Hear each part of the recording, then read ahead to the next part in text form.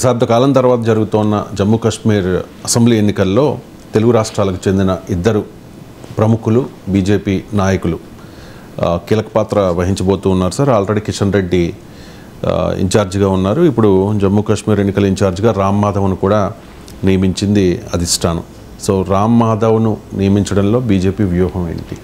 ఒకటి మనకు సంతోషం, మన తెలుగు వాళ్ళు వెళ్ళి కాశ్మీర్లో కూడా రాజకీయాలు శాసిస్తుంటే అంతకన్నా తెలుగు బిడ్డగా ఆనందం ఏముంటుంది.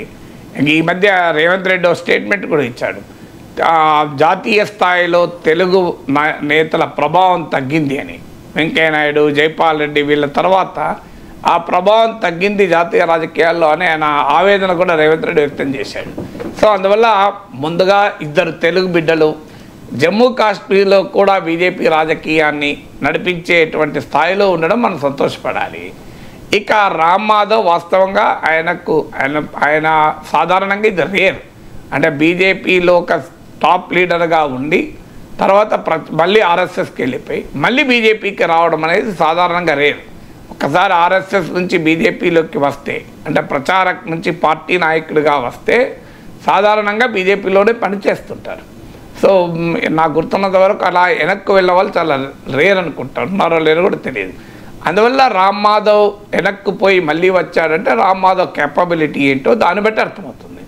రామ్ మాధవ్ నాకు వ్యక్తిగతంగా కూడా తెలుసు, నేను ఇంటర్వ్యూ కూడా చేశాను. ఇది one of the very finest intellectual in the ఆర్ఎస్ఎస్లో బీజేపీలో ఉన్న అసాధారణ మేధావి, మామూలు మేధావి కూడా కాదు.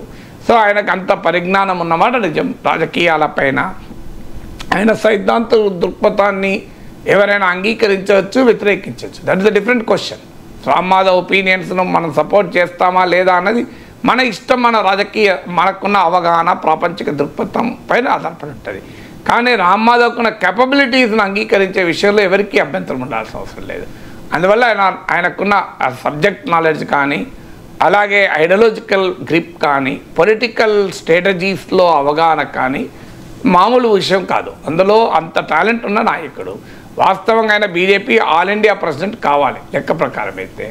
సో ఆయన మోడీ, అమిత్ షా నాయకత్వానికి రామ్ మాధవ్కు మధ్య గ్యాప్ రావడం వల్ల ఆయన పార్టీ అధ్యక్షుడు కాలేకపోయాడు. ఒక దశలో పార్టీలో ఇమడలేక ఆర్ఎస్ఎస్ ప్రచారంగా కూడా వెళ్ళిపోయాడు. సో అలా చాలామంది, నితిన్ గడ్కరీ ఎఫిషియన్సీని ఎవరు కాదంటారు. కేంద్ర మంత్రిగా ప్రతిపక్షాలు కూడా అప్రిషియేట్ చేసిన నాయకుడు నితిన్ గడ్కరీ. మీరు హైవేలు చూస్తే అర్థమవుతుంది, పోర్టులు చూస్తే అర్థమవుతుంది, పెరుగుతున్న ఎయిర్పోర్ట్ల సంఖ్యను చూస్తే నితిన్ గడ్కరీ కేపబిలిటీ అర్థమవుతుంది కదా. One of the very successful minister. కానీ నితిన్ గడ్కరీ, మోడీ, అమిత్ షాల మధ్య గ్యాప్ ఉంది కనుక ఆయన ఒక దశలో పార్లమెంటరీ బోర్డు నుంచే తొలగించారు. అసలు మళ్ళీ కేంద్ర మంత్రి కూడా అవుతాడో లేడా అని డౌట్ వచ్చింది. ఆయనను ఓడించడానికి సొంత పార్టీలో ఉన్న టాప్ లీడర్లే ప్రయత్నం చేస్తున్నారని కూడా వార్తలు వచ్చాయి. సో అద్వానీ, మురళీ మనోహర్ జోషి లాంటి అయితే పక్క అద్వానీ రాష్ట్రపతి కూడా కాలేకపోయాడు కదా. ఎల్కే అద్వానీ లేకుండా ఇవాళ బీజేపీ ఈ స్థాయిలో ఉందని కూడా ఊహించలేము. సో ఆ వాజ్పేయి తర్వాత అంతటి నాయకుడు, ఒక విశాలమైన రాజకీయ అనుభవం. ఎల్కే అద్వానీని కనుక 2014లో మోడీ ప్రైమ్ మినిస్టర్ అయ్యాక రాష్ట్రపతిగా ప్రతిపాదిస్తే నా నమ్మకం ఏ ఒక్క ప్రతిపక్ష పార్టీ కూడా వ్యతిరేకించేది కాదు, యునానిమస్గా గెలిచేవారు. ఎందుకంటే అద్వానీ పట్ల నా గౌరవం. మళ్ళీ అద్వానీని రాజకీయంగా, ఐడియాలజికల్గా సపోర్ట్ చేయకపోవచ్చు. రాజకీయాల్లో మనకు నిన్న బరాక్ ఒబామా చాలా అద్భుతంగా మాట్లాడాడు. నిన్న ఒబామా మాట్లాడింది అమెరికాకే కాదు, ఇండియా కూడా వర్తిస్తుంది. భిన్నాభిప్రాయాలు ఉండవచ్చు, కానీ భిన్నాభిప్రాయాలు ఉన్నవారు కలిసి ఉండడం కూడా తెలుసుకోవాలి అన్నాడు. సో అందువల్ల రాజకీయాల్లో భిన్నాభిప్రాయాలు ఉంటాయి, but still people have to respect each other. ఇప్పుడు నేను రామ్ మాధవ్ ఇంటర్వ్యూ చేస్తే ట్విట్టర్లో ఒక అతను బీజేపీ గట్టి సపోర్టర్ నా పైన చాలా అరాచకంగా కామెంట్ చేస్తే నేను రియాక్ట్ కాలే, నేను పట్టించుకోలే. నేను ఇలాంటి కామెంట్లకు నా సమయం వృధా చేయను. కానీ రామ్ మాధవ్ రియాక్ట్ అయ్యాడు. If you are a true సైన్స్ సేవక్ you cannot say like this అన్నాడు. So is a knowledgeable journalist, we respect him, though we may not agree with him అని. సో రామ్ మాధవ్లో ఉన్న హుందాతనానికి అది నిదర్శనం కదా. నేను రియాక్ట్ కాకపోయినా రియాక్ట్ అయ్యాడు. వెంటనే అతను ఆ ట్వీట్ తొలగించాడు కూడా. ఎందుకంటే రామ్ మాధవే ట్రూ సైన్స్ సేవక్ ఎవరో చెప్తుంటే కాదనగలరా. సో ఇది we have to respect him. Is a very knowledgeable journalist. So అని నన్ను మెచ్చుకుంటూ అన్నాడు. మన అభిప్రాయాలు ఆయన అంగీకరిస్తాడా? ఆ ఇంటర్వ్యూ చూస్తే ఎవరికైనా అర్థమవుతుంది ఎంత ప్రశ్నించాను అంటే. అందువల్ల Ram Madhav is highly capable leader, దాంట్లో ఏమీ డిస్ప్యూట్ లేదు. అందులో ఆయన నార్త్ ఈస్ట్ కాశ్మీర్ ఆయన క్యాపబిలిటీ ఒకటే ఉదాహరణ చెప్తాను. బీజేపీని మధ్యప్రదేశ్లో, ఉత్తరప్రదేశ్లో, రాజస్థాన్లో, కర్ణాటకలో, ఛత్తీస్గఢ్లో గెలిపించడం కూడా గొప్పతనమే కాదని అన్నాను. కానీ అక్కడ ఆల్రెడీ పార్టీకి బలమున్న చోట గెలిపించడం, అసలు ఏ బలం లేని నార్త్ ఈస్ట్లో రామ్ మాధవ్ ఇన్ఛార్జ్గా ఉండి గెలిపించాడు కదా. త్రిపురలో కమ్యూనిస్టుల కంచుకోట అయిన త్రిపురలో బీజేపీ గెలిచింది.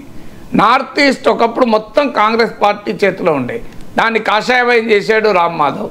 నార్త్ ఈస్ట్లో బీజేపీని ఇలా మణిపూర్లో బీజేపీ, అస్సాంలో బీజేపీ, త్రిపురలో బీజేపీ, నాగాలాండ్లో బీజేపీ మిత్రపక్షం. ఇదంతా Ram Madhav is architect of north eastern NDA అని ఉంది, దానికి ఆర్కిటెక్ట్. కాశ్మీర్లో ఎవరైనా బీజేపీ ప్రభుత్వంలోకి వస్తారని అనుకున్నారా?